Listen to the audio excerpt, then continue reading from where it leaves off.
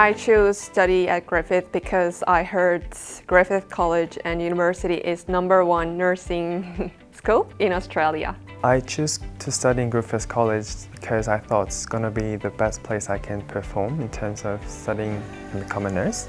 There are a lot of support systems at Griffith College. There are student learning advisors who can help me with English, and with assessments I can seek help from them.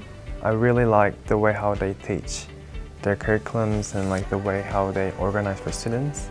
It's really nice to be as a part of Griffith College. I decided to become a nurse as I like to help people and would like to observe their progress. So after graduating, I want to become first of all a nurse, and then I have a dream of becoming a doctor also. Such a big privilege that you can actually help persons hand-to-hand, face-to-face, that you can give a care.